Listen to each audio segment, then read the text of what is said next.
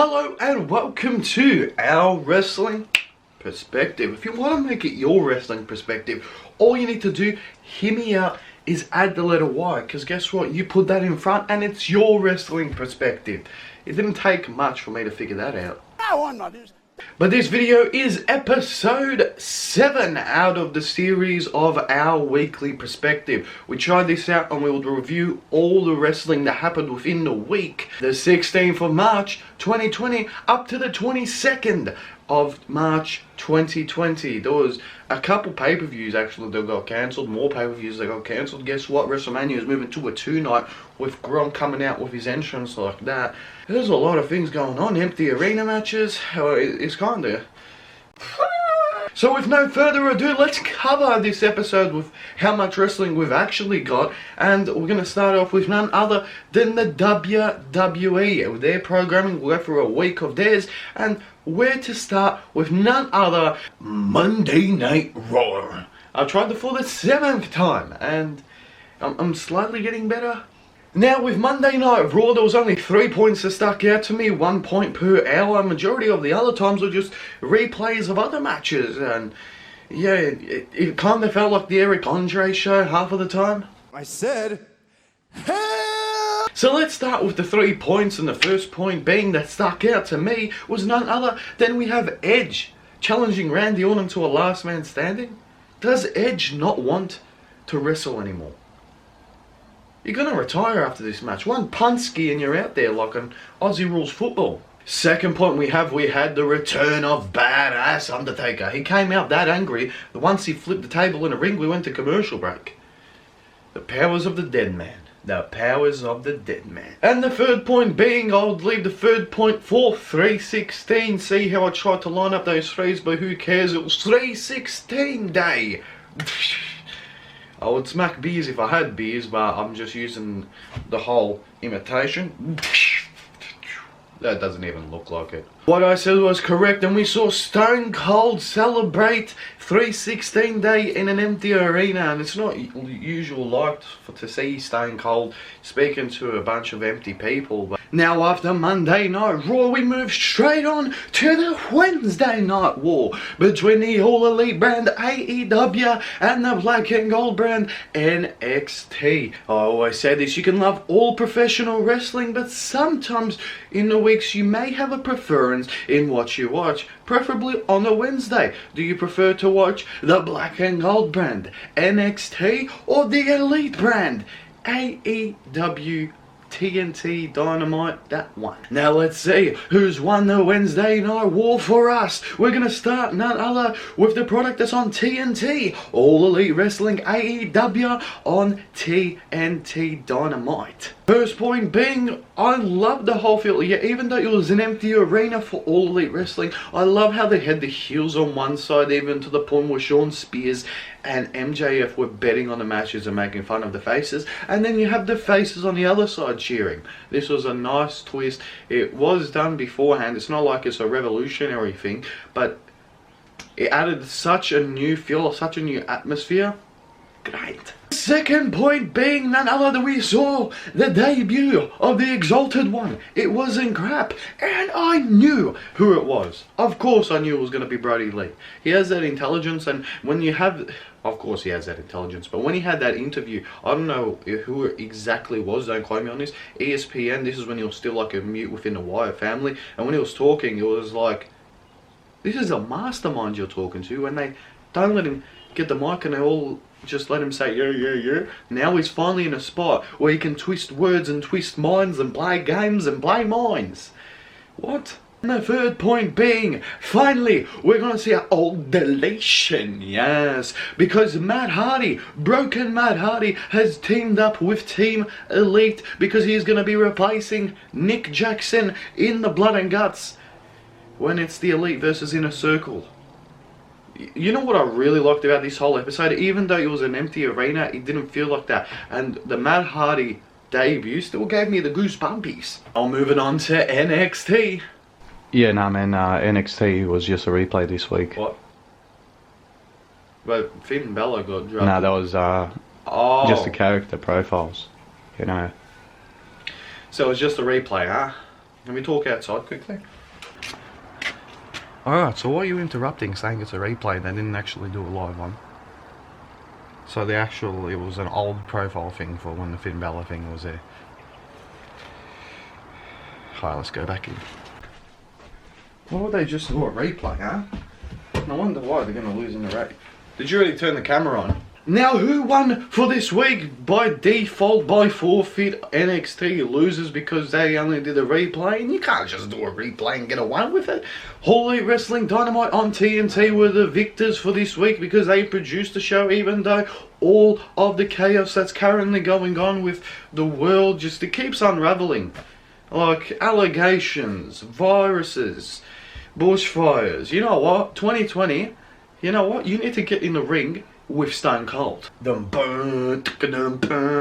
tried to do the thing, but we are moving on to NXT UK to the wrong part. There are 3 points that stuck out to me on the UK brand of NXT because it was the only NXT brand, even though it was pre-taped, that actually legitimately had matches and it wasn't a replay. Now, the 3 points that stuck out, first point being we saw a Finn Balor and Tyler Bate, a big strong boy face-off. Are we going to see more of this next week? I'm pretty sure we are because he went up to Sid Scala and Johnny Saint and Tyler Bates like, I'm a big strong boy, give me the demon. Second point being, I've just noticed this, does Viper Piper Niven save everyone? Kaylee Ray just destroyed Danny Luna and in comes Piper Niven. You know what, anyone that goes up against Kaylee Ray and you don't have every credential to make sure that they go down, don't worry, Piper's saving you. And the third point, I just slapped my tattoo and that hurt. But the third point was about Gallus the Trio. That's why I added them as the third point. Said what I did there. But yes, I know. I've said I'm plenty times sick of the Healy Wheelie stables running over the episode. But Gallus has this unique feel, and even though we didn't see Imperium or the world champion of the NXT UK, it still felt like we had that big strong component in Joe Coffey, because he's like the final boss before you go up against Walter. Now, straight after NXT UK, guess what we're doing? We're going straight on to the blue brand, Smackdown on Fox. It's the empty arena from the PC for 2 hours. Let's see how many replays they chuck in this time. But the only thing was, there was 4 points that stuck out to me in this episode, more than what Raw is. I know, yeah? You're like shocker. First point being, you know, I was very reminiscent when I saw Mojo again. Mojo was in the ring with Michael Cole once again, which is fantastic. But it made me reminiscent that Mojo was like the character from Key and Peele, if you ever watched that. Flap ass. Slap ass. Get slap ass. But yeah, Mojo Rawley couldn't get enough of him slap ass against Michael Cole, and then he introduced Gronk, who had probably the most weirdest entrance I've ever seen, with the whole burn, burn, burn, burn. But you know, if you haven't done yourself the favour yet, make sure you hop onto YouTube and see that entrance with a Bailey theme. It made me giggle. Ha ha. Second point being, we finally see Drew Gulak and Daniel Bryan a team, and they even did one of these where they lock up and hit the shoulders. Big E would be over the moon. He's got big man bumping sweaty meat, or whatever the catchphrase was that Big E wanted. Now the third point being that Sasha Banks was on TV, and legitimately I had to go to the morning toilet, so I took a legit poop ski. The only issue was when I came out, I found out that Bailey will have to defend her women's championship in a 6-pack challenge, because I completely forgot about how Paige was going to be on SmackDown. I'm like, no way, is she in a 6-pack challenge? I'm checking if Paige was actually going to come out of retirement, since everyone has. But then no, Sasha Banks gets another title match at WrestleMania. And the fourth point that stuck out to me, and the final point that stuck out to me for Smackdown on Fox, we saw the year of the pro wrestling steel chair continue. You know why? Because Otis lost his mind and started hitting people with the steel chair. Is he now the chairman of WWE? Make him a t-shirt. He can be the chairman, the chairman, come on, instead of come off. Too many times on my hands. Too many times. Wow. Now that's enough of the WWE programming, and we're moving straight on to other wrestling. Well, which ones haven't cancelled for safety reasons, but thank God for pre-tapes. Moving on to Impact Wrestling, and the 3 points that stuck out to me. First point being, we finally see the ultimate Vanessa in Cruise Bay debut onto Impact. One guy whose name was really mentioned by Executive Vice President of All Elite Wrestling, Cody, as one of the top free agents that he wanted to sign, but he signed with Impact, making Impact one of the more solid rosters that we have today. And you know what? Impact has been great over the past 2 years. But that's not the point. You know what is the point? We're moving straight on to the second point. And we finally see the debut of the stable cancel culture with Rob Van Dam.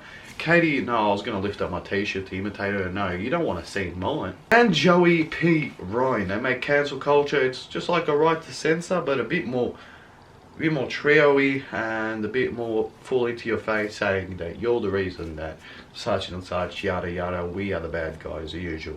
And the third point being, we finally see the hacker, the ICU hacker, debut and take out the world's most dangerous man after he's announced for the Impact Wrestling Hall of Fame. Who can be this ICU guy? I knew it was going to be Sam McCallahan, but the thing was, I really like him in OVE. Now, I don't know how a hacker and the OVE, they're meant to, because OVE, they look like a stable that doesn't even know what a computer is, or nor do they know how to spell it. Now, straight after Impact, we move straight on to Major League of Wrestling. Now, with Major League of Wrestling, they also had 3 points that stuck out to me, because Major League, it was good that they also do pre-tapes, because the matter of the fact, the first point stuck out to me, we saw ECW alumni, and none other than 1/3 of BWO himself, the Blue Meanie. And guess what? He took out Holiday by count out. See, Court Bauer, he I hope I'm pronouncing his last name right. He is a creative masterpiece, having him win by the counter because he was Mace Warner's hired, I wouldn't say hitman, blue man? Second point that stuck out to me, they finally did something weird, something out of the blue. We saw LA Park and his son, so LA Park and Son, try to do a whole business name, LA Park and Son cooking show. Yeah, I know, my dog's even pissed off. And the third point being, we saw Killer Cross in a main event in an 8-man tag team match where they went up against Team Filthy. MLW this week, if you haven't watched it and you need something to watch, MLW Fusion on YouTube, head there now. That was our weekly perspective, episode 7. Now it's starting to rain. If you like what you saw, give it a big thumbs up. If you don't like what you saw, don't even bother watching it. I'm just kidding. If you want to do something sneaky, see that red button? Make sure you give it a nice slap it. And if you want to be up to date, every part of what it is that we upload, and you want to be the first to know it, guess what? You just have to spank that notification button. Yeah, I'm doing a lot of hand movements like this. Alright, it's gone a bit dark off the lighting now because it's like heavily raining where I am. It just came out of the blue. I just want to say thank you now to all the subscribers. Welcome to the OWP Galaxy. You're on the rocket ship, it's going straight up. So are we. Make sure that you follow us on Facebook if you haven't already. On Facebook, we are Our Wrestling Perspective. And guess what? On Twitter, we are at OWP on YouTube. And what else can I say?